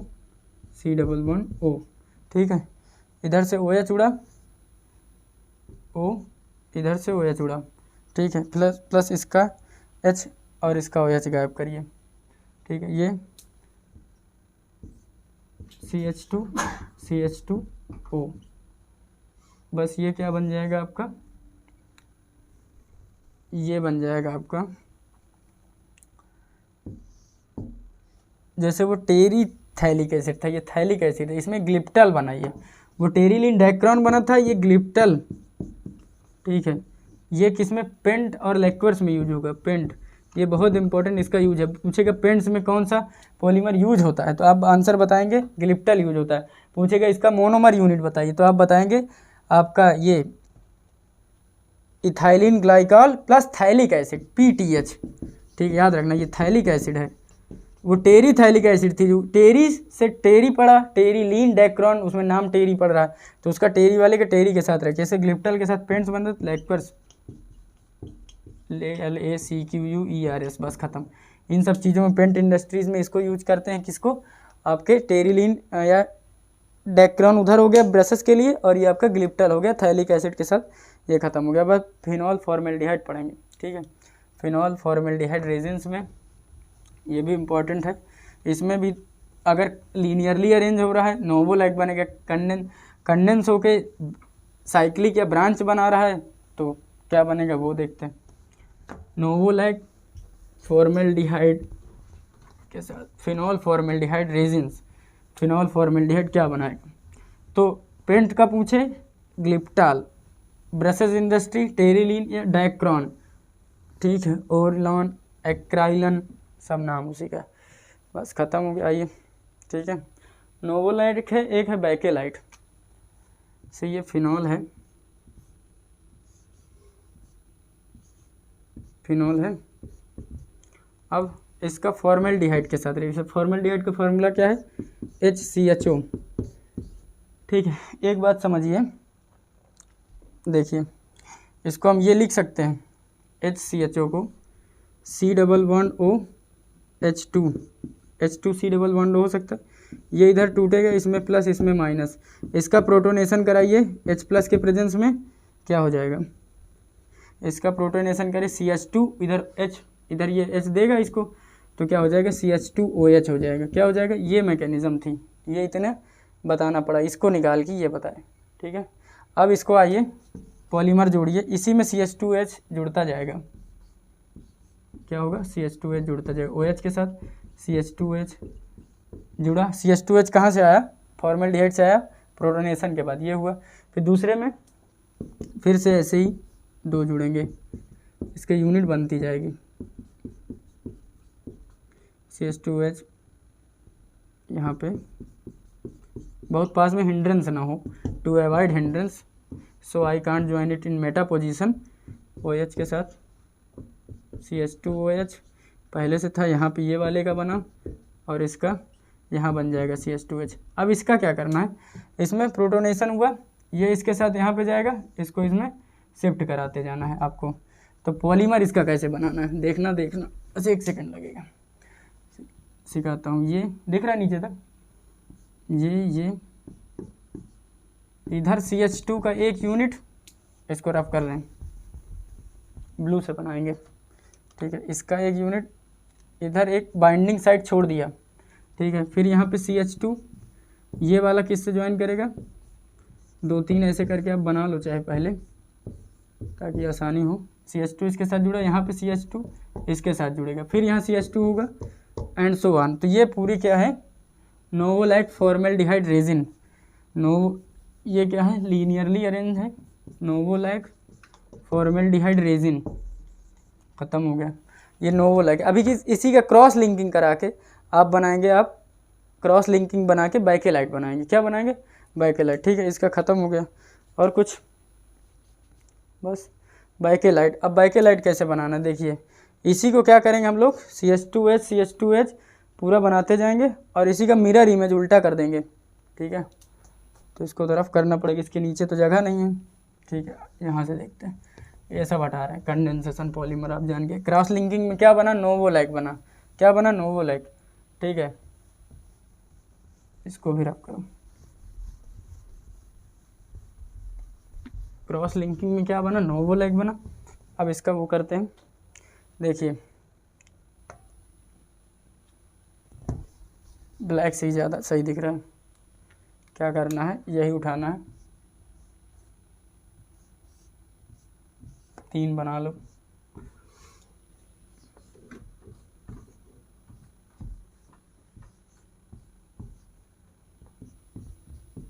CH2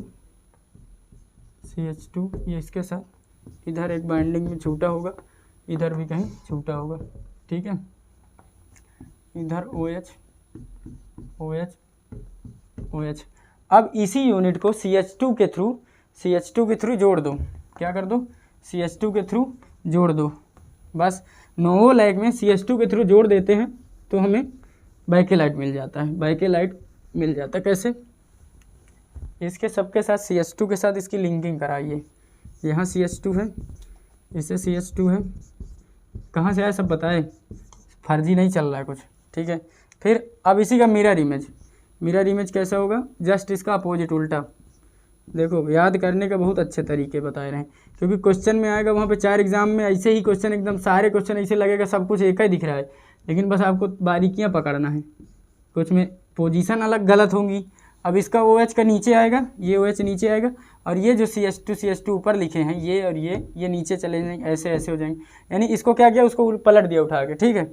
CH2 ये होगा, इसी तरह इससे ये जुड़ा होगा, इससे CH2 से ये जुड़ा होगा, यानी इसका ये मिरर इमेज है और CH2 के थ्रू ये जोड़ दिया, ये इंपॉर्टेंट है। तो ये क्या हुआ, ये लीनियरली नहीं क्रॉस लिंक्ड है, और ये क्रॉस लिंक में अगर फिनॉल फॉर्मेल्डिहाइड रेजिन अरेंजमेंट होता है तो इसी को हम कहने लगते हैं दिस इज़ बाइकेलाइट वगैरह। ये क्या है, पूरा बाइकेलाइट है।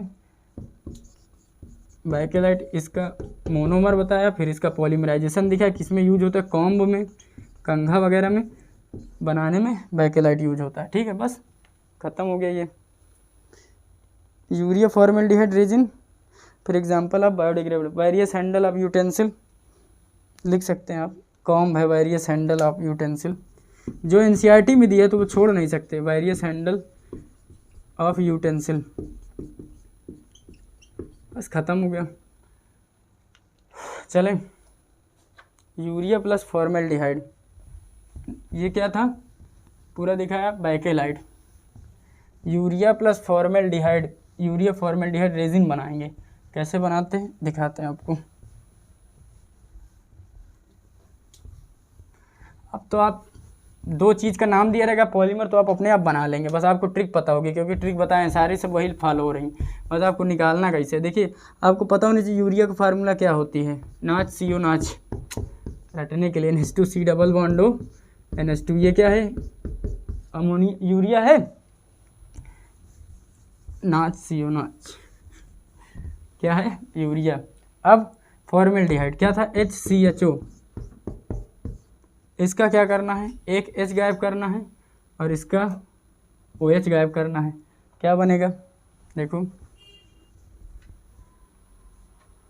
इधर NH double bond O NH plus CHO, क्योंकि CH2O हो जाएगा तो CH2 ऐसे करके होलियन बना देंगे आप, बस यूरिया फॉर्मेल्डिहाइड रेजिन बन गया। क्या बना, यूरिया फॉर्मेल्डिहाइड रेजिन, यहाँ पे एक O छूटा है, यूरिया फॉर्मेल्डिहाइड बन गया। अब लिख नहीं रहना है, आपको पता है ये यूरिया है, ये फॉर्मेल्डिहाइड है, ये जो बना पूरा यूरिया फॉर्मेल्डिहाइड रेजिन बना, ठीक है। चले सही लग रहा है, ठीक है। इसका यूज पूछा जा सकता है, इसका यूज होता है यूरिया फॉर्मेल्डिहाइड रेजिन, लिख ही लो यार, यूरिया फॉर्मेल्डिहाइड रेजिन क्या बनाते हैं, अनब्रेकेबल क्रॉकरी, अनब्रेकेबल क्रॉकरी। देखे होगे बहुत आपके घर में मेहमान उहमान आए तो कप थोड़ा अलग टाइप का निकाला जाता है ताकि आपसे गिरे ना हो। कुछ लौंडे ऐसे होते हैं भाई साहब कि जब मेहमान आएंगे तो ले जाएंगे ज़रूर गिरा देंगे, चाहे घर में नहीं गिराएंगे, मतलब ले जाएंगे गिरे ना हाथ से तय। तो इसीलिए अब क्या किया, नियम निकाला कि भाई अनब्रेकेबल हो, थोड़ा गिर जाए तो टूटे ना, नहीं मम्मी हमको वो करेंगी, ठीक है। अनब्रेकेबल क्रॉकरी बनाई जाती है, ठीक है। तो ये क्या ख़त्म हुआ आपका, ये ख़त्म हुए साहब 7-8 इधर आपके कंडेंसेशन के, उधर 10 हुए आपके एडिशन के, ये सारे यही इंपॉर्टेंट थे। पूरा पॉलीमर इसी में लपेट दिया हमने, क्योंकि मोनोमर और पॉलीमर आपको पता होना चाहिए कौन से स्ट्रक्चर से उसका मोनोमर है, कौन सा पॉलीमर है, उसके क्या यूज है, यही मेन इंपॉर्टेंट, पूरे चैप्टर में यही लिखा हुआ है। अब क्या करेंगे, थोड़ा स्पेशल हम देख लेंगे। एक हेडिंग दी हुई है नेचुरल पॉलीमर, नेचुरल पॉलीमर में वो भी बायोडिग्रेडेबल पढ़ेंगे हम लोग, biodegradable which can be degraded by biotic agent, जैसे बैक्टीरिया फंजाई माइक्रो ऑर्गेनिज्म उसको डिग्रेड कर सकें, गला सकें और वो हार्मफुल कम होगा, बायोडिग्रेडेबल पॉलीमर। इसमें से आप 2 नाम पढ़ना है आपको, बहुत इंपॉर्टेंट। एक आपको पढ़ना है नाइलॉन 2 नाइलॉन 6 का, एक है PHBB, क्या है PHBB, और एक पढ़ना है आपको नाइलॉन 2 नाइलॉन 6। अब बस 2016 के 2015-16 में बस सीधा पूछ लिया था which are the following example of biodegradable polymer. अब हमें ढूंढते रह गए लोग, नाइलॉन 2 नाइलॉन 6, नाइलॉन 2 6 26 नहीं है, नाइलॉन 2 अलग नाइलॉन 6, मतलब ये इसका एक ही नाम है लेकिन इसका रिप्रेजेंटेशन ऐसे ही करेंगे आप। ऐसा नहीं कि एक नाइलॉन से काम करा के 2 2 6 कर दिया, ऐसा लिखा तो गलत ऑप्शन है, आप ढूंढिए नाइलॉन 2 नाइलॉन 6 लिखा होगा।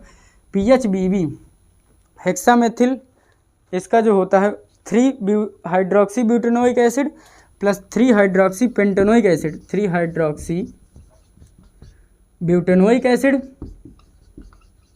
अब हर बार आपको सिखाए हैं, आप बना लेंगे।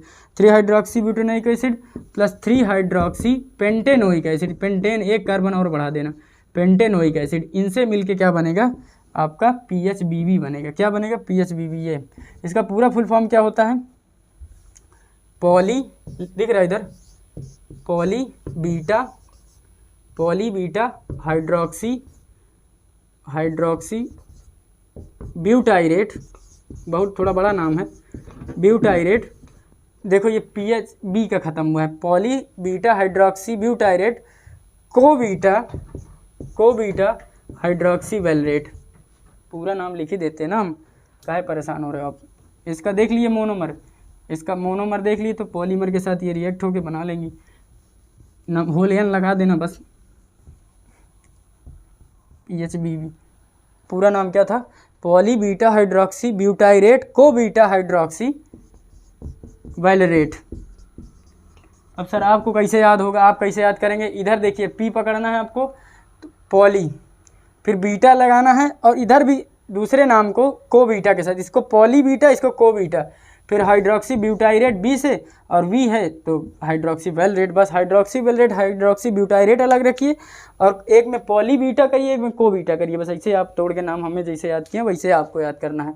अब हम लोग पढ़ेंगे nylon 2 nylon 6 glycine plus amino caproic acid, nylon 6 plus amino caproic acid. अब हम दूसरा बायोडिग्रेडेबल पॉलीमर पढ़ाएंगे, नाइलॉन 2 नाइलॉन 6 कैसे बनता है।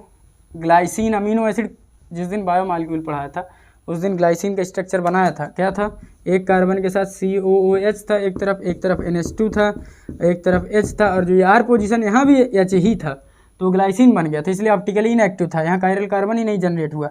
तो इसको हम लोग लिख सकते हैं कि NH2 CH2 COOH, ये क्या है आपकी ग्लाइसिन है, plus caproic amino caproic acid क्या है, CH2 का होल 5 NH2 है एक तरफ COOH है, ये क्या है, ये है आपकी glycine plus amino caproic acid. Amino, बस इसी यही आपको पहचानना है, अमीनो कैप्रोइक एसिड था कि नहीं, अमीनो कैप्रोइक एसिड। तो बस glycine plus amino caproic acid से मिलकर नाइलॉन 2 नाइलॉन 6 बनाता है, जो बायोडिग्रेडेबल होते हैं। बस खत्म हो गया, ठीक है। चलें वाई वल्कनाइजेशन, वल्कनाइजेशन पढ़ेंगे हम लोग अब, ठीक है। बायोडिग्रेडेबल में कौन कौन से थे आपके, बायोडिग्रेडेबल में 2 थे, कौन कौन से थे, एक PHBB, एक नाइलॉन 2 नाइलॉन 6। नाइलॉन 2 नाइलॉन 6 किससे मिला था, बना था amino caproic acid plus glycine से, ठीक है, amino caproic acid plus glycine से। ग्लाइसिन कैसी अमीनो एसिड है, ऑप्टिकली इनएक्टिव, बाकी सारी optically active due to presence of chiral carbon. इसमें 2 H होने की वजह से कायरल कार्बन नहीं होता, इसलिए ऑप्टिकली इनएक्टिव होती है। पढ़ा है उसमें बायोमॉलिक्यूल्स में, आप उसका लेक्चर देख सकते हैं, पढ़ा हुआ है, ठीक है। अब वल्कनाइजेशन, देखिए सब, वल्कनाइजेशन एक प्रोसेस होता है जिसमें रबर की प्रॉपर्टी को सुधारा जाता है। वल्कनाइजेशन से पहले हम ये समझेंगे वल्कनाइजेशन कराया क्यों जाता है। वाई वल्कनाइजेशन, सीधा यही क्वेश्चन है, आप क्यों कराते हैं वल्कनाइजेशन।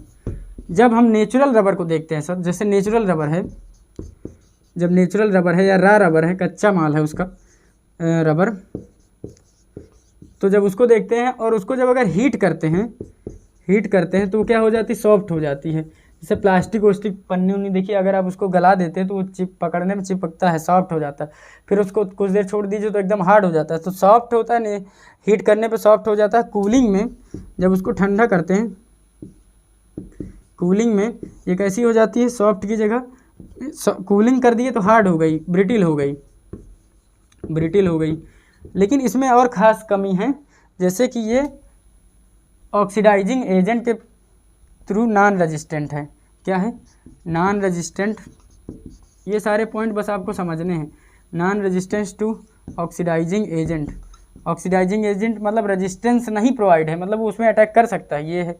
दूसरी बात, सॉल्युबल इन, घुलनशील है, किसमें, soluble in non polar solvent, non polar solvent में घुलनशील है, ठीक है। और हाई टेंसाइल प्रॉपर्टी भी नहीं है, आपकी सॉफ्ट है। तो ये सारी कमियों को दूर करने के लिए वल्कनाइजेशन करा जाता है। क्या करा जाता है, to improve upon these quality vulcanization take place. Vulcanization कैसे होगा, आप हीटिंग करेंगे सल्फर के साथ एक पर्टिकुलर एडिटिव में 373 से 333 से एक रेंज में टेम्परेचर लेंगे, उसमें सल्फर की क्रॉस लिंकिंग कराएंगे, तो क्या होगा, हीटिंग रा रबर, जो रा रबर है, ये रा रबर है, इसका क्या कराएंगे, हीटिंग कराएंगे, ठीक है, हीटिंग कराएंगे 373 से लेके 415 केल्विन टेम्परेचर में, के फॉर केल्विन नॉट फॉर 1000, ठीक है। इसमें रा रबर को क्या करेंगे, क्रॉस लिंकिंग कराएंगे, किससे, क्रॉस लिंकिंग कराएंगे सल्फर से, एंड अप्रोप्रिएट एडिटिव मिलाएंगे इसमें जो भी एडिटिव मिलाना है रबड़ में, जैसे जो उसको स्टिप बनाता है, ये इतना डिटेल में नहीं लिखा है, प्रॉपर एडिटिव और पर्टिकुलर टेम्परेचर प्रेशर के साथ इसको क्या करें, क्रॉस लिंकिंग, यानी सल्फर की क्रॉस लिंकिंग होती है, बस यही है वल्कनाइजेशन ऑफ रबर। अब जो वल्कनाइज रबर होगी उसमें उसकी प्रॉपर्टी क्या होगी, प्रॉपर्टी ऑफ वल्कनाइज रबर। अभी मैंने पढ़ा है वाई वल्कनाइजेशन, क्यों वल्कनाइजेशन कराते हैं, ऑक्सीडाइजिंग एजेंट के प्रति वो नॉन रेजिस्टेंट है, सॉफ्ट है, ठीक है, क्या क्या इनऑर्गेनिक सॉल्वेंट में क्या था, घुलनशील है। अब इसकी प्रॉपर्टी का वल्कनाइज्ड अगर करा दिए आप लोग तो इसकी क्या है, एक स्टेबिलिटी बढ़ गई, सॉफ्टनेस घट गई, ठीक है, सॉफ्टनेस घट गई यानी वो हार्ड हो गया। अब जहाँ वो सॉफ्ट था वो हार्ड हो गया, स्टेबिलिटी बढ़ गई, हार्ड हो गया, ठीक है, और स्टिफ से वो फ्लेक्सिबल हो गई, ठीक है। ये सारी चीज़ें प्रॉपर्टी आपकी क्या हो गई, आप वल्कनाइजेशन से प्रोवाइड करते हैं, बस ख़त्म हो गया। वाटर होल्डिंग कैपेसिटी घट गई, क्योंकि वहाँ उस वाले प्रॉपर्टी वाटर होल्डिंग जितना पानी को सोखेगी उतना जो है बेकार हो जाएगी रबर। वाटर होल्डिंग कैपेसिटी क्या है, इसमें क्या हुई, कम हुई। उसमें जो विदाउट वल्कनाइज थी, जो रा रबर थी, उसमें वाटर होल्डिंग कैपेसिटी भी ज़्यादा थी। जहाँ लिखा है तो वहीं लिख सकते हैं आप लोग, ठीक है। बस यही सारे LDP पॉलीमराइजेशन ऑफ इथीन का पॉलीमराइजेशन किस में होता है, LDP और HDP तो पढ़ना आपको। पॉलीथीन का जो पॉलीमराइजेशन है वो डाई ऑक्सीजन परऑक्साइड के प्रेजेंस में कराते हैं।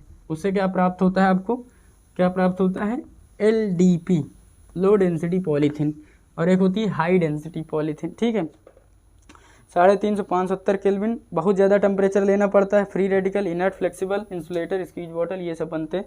क्या है, LDP की हेडिंग डालिए, LDP low density polythene. HDP LDP के बारे में थोड़ा सा पढ़ लेते हैं।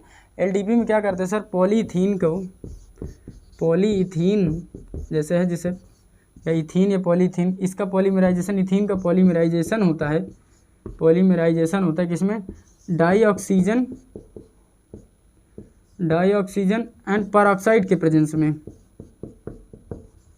परऑक्साइड के प्रेजेंस में होता है। उसके साथ साथ इसका टेम्परेचर बहुत ज़्यादा होता है, प्रेशर बहुत ज़्यादा होता है, 1000 ATM और 573 केल्विन टेम्परेचर के साथ, high temperature and high pressure के साथ इसको क्या किया जाता है, बनाया जाता है polythene. LDP low density polythene इससे बन जाती है। मतलब लो डेंसिटी बनानी है तो बहुत ज़्यादा प्रेशर, बहुत ज़्यादा टेम्परेचर देना पड़ेगा, ठीक है। और इसमें एडिटिव भी डाई ऑक्सीजन और परऑक्साइड मिलाए जाएंगे, इससे LDP प्रोवाइड बन जाएगा आपका, ठीक है। बस यही है। फ्री रेडिकल से बनता है, फॉर्म्ड बाई फ्री रेडिकल। इसकी और प्रॉपर्टी क्या है, फॉर्म्ड बाई फ्री रेडिकल, ठीक है, फॉर्म्ड बाई फ्री रेडिकल। और केमिकली इनर्ट बट फ्लेक्सिबल,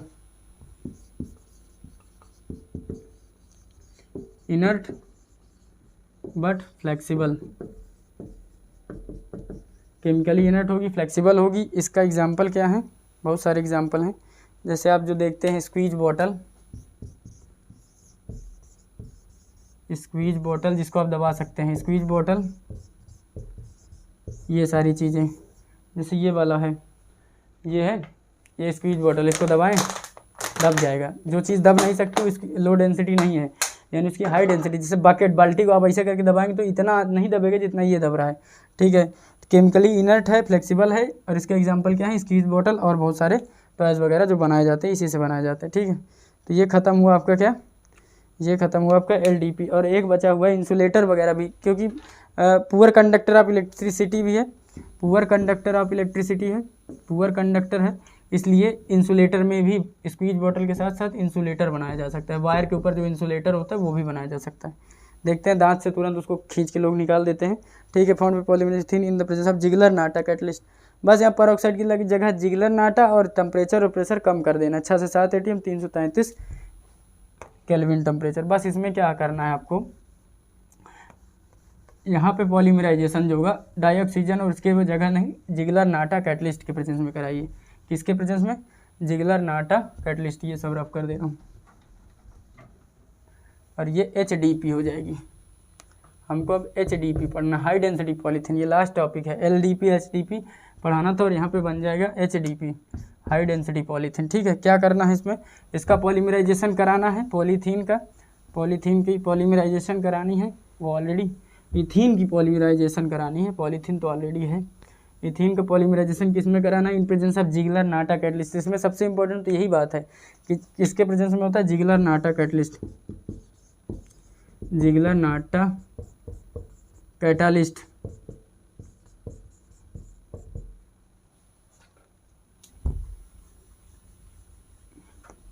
क्या होता है जिगलर नाटा कैटलिस्ट? क्यों जिगलर नाटा कैटलिस्ट क्या होता है? TiCl4 titanium tetrachloride, TiCl4 plus Et3Cl, ठीक है, इथाइन क्लोराइड, बस ख़त्म हो गया। एल्युमिनियम होता है, ठीक है, ये मेटल है aluminium, try ethyl aluminium plus try chloro titanium tetrachloride, ये होता है आपका, यही इंपॉर्टेंट है इसमें। उसका SDP बन, ये भी केमिकली इनर्ट होते हैं but flexible, chemically inert but flexible, hard होते हैं as compare to LDP but flexible, और ये हार्ड होते हैं ये भी। और इसका एग्जांपल क्या है? ये किस में यूज होंगे? आपके बकेट्स बनाने में, डस्टबिन, बकेट्स, डस्टबिन, तो लेक्चर को ज़्यादा नहीं खींचेंगे, bucket, dustbin and so on, ETC, end of thinking capacity, जहाँ लिख जाए वहीं एंड बोल देते हैं, एटसेट्रा। अबे वो ETC का मतलब एटसेट्रा होता है, इत्यादि, जो मैं बोल दिया एंड ऑफ थिंकिंग कैपेसिटी, उसको सही मत मान लेना, ठीक, वैसे ही है, मतलब वही है, इत्यादि बोल दिया, नहीं सोचने की क्षमता खत्म है, यही होना चाहिए ETC का फुल फॉर्म, खैर ये नहीं होता, ठीक है, एटसेट्रा इत्यादि।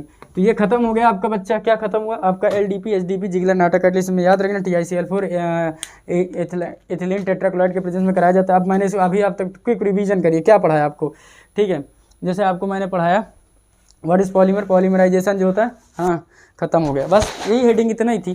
तो अब मैं 2 मिनट रिवाइज करते हैं। जैसे क्या होता है पॉलीमराइजेशन? मोनोमर को बहुत ज़्यादा पॉलीमराइजेशन करके पॉलीमर बनाया जाता है। माइक्रोमॉलिक्यूल होते हैं, इनकी 10⁻³ से 10⁻7 यूनिट होती है। उसके बाद इसके क्लासिफिकेशन के बाद classification based on source, natural थे, सेमी सिंथेटिक थे, सिंथेटिक थे। उसके बाद बेस्ड ऑन स्ट्रक्चर था, लीनियर था, ब्रांच था, और आपका लीनियर, ब्रांच और इधर क्रॉस लिंक, 3 ये थे। फिर उसके बाद based on mode of polymerization कैसे होता है, उसमें एडिशन एंड कंडेंसेशन। एडिशन में भी हो सकते हैं होमो पॉलीमर एंड को पॉलीमर, सेम मॉलिक्यूल के बीच में एडिशन हो रहा है होमो पॉलीमर, डिफरेंट के बीच में हो रहा है को पॉलीमर। इसी तरह कंडेंसेशन में भी होमो हो सकता है, को हो सकता है। उसके बाद based on inter molecular forces पे 4 प्रकार के पढ़ाए थे। आपका इलास्टोमर था, उसके बाद अमाइड लिंकेज और पॉलीअमाइड एंड पॉलीईस्टर थे, ये थे फाइबर्स थे। उसके बाद थर्मोप्लास्टिक थी, थर्मोसेटिंग, 4 ये थे, 3, 2 और ये 4, ठीक है। ये खत्म हुआ पूरा 4 classification, 4 on the basis of what, ये सारी चीज़ें अलग अलग हेडिंग डला के ये बताई। फिर उसके बाद एग्जांपल, इधर एग्जांपल डला है monomer, example of addition polymer, monomer डलवा है। फिर उसके बाद पॉलीमर, उसके बाद उसके example, what is use, use क्या है, सारी अलग अलग सबके यूज बताए। फिर कंडेंसेशन किसी तरह किया, कंडेंसेशन के बाद इधर उसमें 8+2 थे, 8 होमोपॉलीमर थे और 2 copolymer, buna N buna S, उसको छोड़ दिया जाए, बाकी सब होमोपॉलीमराइजेशन ऑफ एडिशन रिएक्शन थे। हाँ, बीच में मैंने और पढ़ा था आपको what is mechanism of polymerization के मैकेनिज्म के होते, फ्री रेडिकल मैकेनिज्म हमारी एनसीईआरटी में पैरोक्साइड को लेके बताई है, एज इट इज एनसीईआरटी, मैंने वो बताया था। फिर उसके बाद एग्जांपल लिखा है, ठीक है। तो उसके बाद ये खत्म हुआ, फिर कंडेंसेशन के सारे एग्जांपल लिखा है। फिर हमने पढ़ा है आपको व्हाट इज़ क्रॉस लिंकिंग। हाँ, एक चीज़ क्रॉस उसमें छूट गई है, जो हमारी रबर होती है, जो टायर वगैरह में कॉमर्शियल यूज में टायर होता है, उसमें सल्फर कितने % होता है, वो 5% होता है। ऐसे कभी कभी हो जाता है, पढ़ाते पढ़ाते छूट जाता है, 5% सल्फर यूज होती है, अभी रिवीजन में याद हो गया। अब वहाँ वल्कनाइजेशन अब रबर में यूज कर लीजिए, लिख लीजिए, जो कितने % सल्फर होता है, 5% सल्फर यूज किया जाता है, ठीक है, रबर में टायर वगैरह की जो कॉमर्शियल यूज होती हैं, ठीक है। इसके बाद क्या पढ़ा था, कंडेंसेशन के पढ़ा। फिर ये पढ़ाया आपके वल्कनाइजेशन ऑफ रबर, सल्फर को मिलाना, क्योंकि उसकी प्रॉपर्टी कैसी होती है, कुछ जैसे वाटर होल्डिंग कैपेसिटी ज़्यादा बढ़ जाती है। आपका इनऑर्गेनिक सॉल्वेंट में वो क्या होते हैं, नॉन पोलर सॉल्वेंट में घुलनशील होते हैं, रेजिस्टेंस से अटैक हो जाते हैं जल्दी, वो नॉन रेजिस्टेंट होते हैं ऑक्सीडाइजिंग एजेंट से। उसकी प्रॉपर्टी को सुधार के क्रॉस लिंकिंग सल्फर मिला के उसकी प्रॉपर्टी को बेहतर बना दिया गया, ठीक है। उसकी सारी ये जो कमियां थी उसको सुधार लाया गया, यही था वल्कनाइजेशन ऑफ रबर। उसके बाद क्या, वल्कनाइजेशन के बाद लो डेंसिटी पॉलीथीन और उसके बाद high density polythene. Low density में आपको टेम्परेचर प्रेशर हाई रखना, देखिए उल्टा हो रहा है, लो डेंसिटी में टेम्परेचर प्रेशर हाई डेंसिटी में लो रखना। इसमें 5 से 7 केल्विन टेम्परेचर था, ये भी नहीं लिखा था, 5 से 7 केल्विन टेम्परेचर था और 273 के आसपास प्रेशर था, ठीक है, केल्विन टेम्परेचर था, 5 से 7 ATM प्रेशर था, ये था, इसमें सबसे मेन इंपॉर्टेंट बात थी, इसको लो टेम्परेचर में कराया गया, लो प्रेशर में कराया गया, और इसको इसमें जिगलर नाटा कैटलिस्ट यूज हुआ, जिसका फार्मूला क्या होता है, TiCl ट्राई एथीन एल्युमिनियम। बस ये खत्म हो गया, HDPLDP पूरा पॉलीमर खत्म हो गया। अब इससे ज़्यादा आपका बाहर का क्वेश्चन नहीं है। आप लगाइए NCERT, ठीक है। उसके बाद आप ये अनसॉल्व लगाइए, ये वाला, ठीक है। इसमें सारे क्वेश्चन मैं जो दिखाया मैं बोल देता हूँ, जिससे अभी 2020 में आया आपका पॉलीमर पॉलीआइसोप्रीन का एग्जाम्पल है। जैसे आप ये देख सकते हैं क्वेश्चन 2020 में, which are the following is दिख रहा है, which are the following is an example of natural polymer, ठीक है। पहला क्वेश्चन है 1,4 पॉलीसिस आइसोप्रीन, ये पढ़ा है। फिर उसके बाद देखिए व्हाट इज सब्सटीट्यूट फॉर वूल, अभी पढ़ाया था। पैन पॉलीएक्रिलामाइड 2019 उड़ीसा लिखाया था। रिगार्डिंग क्रॉस नेटवर्क के बारे में थे, देखिए यहाँ पे ये हेक्सामेथिल डायमीन, ये सारे क्वेश्चन आपको एज इट इज मिलेंगे, आप बस सॉल्व करिए। बायोडिग्रेडेबल से देखिए नीट 2019 में रिसेंट पूछा, बायोडिग्रेडेबल नाइलॉन टू नाइलॉन 6, मतलब वो समझ सकते हैं कि लेक्चर से बाहर एक भी क्वेश्चन नहीं गया है, ठीक है। तो इसी तरह पूरी उम्मीद है कि आप बेहतर करें, बेहतर पढ़िए, तो हमारी टीम बहुत अच्छे से काम कर रही है, ठीक है। बायो, केमिस्ट्री, फिजिक्स, अब आप एनिमल किंगडम, जल्दी से आपको क्वेश्चन पूरा लेक्चर मिलेगा, ठीक है, थ्रू शिवम सर, ओके। तो आप लोग पढ़ते रहिए अच्छे से, और फिजिक्स चल रहा है, केमिस्ट्री भी मैं पढ़ा रहा हूँ, उधर बायोटेक बायोलॉजी पढ़ाऊँगा, ठीक है। तो इसके बाद मिलते हैं अगले लेक्चर में, केमिस्ट्री इन एवरीडे लाइफ में। आपकी केमिस्ट्री इधर मैं कंप्लीट कराता रहूँगा, ठीक है। थैंक यू, धन्यवाद।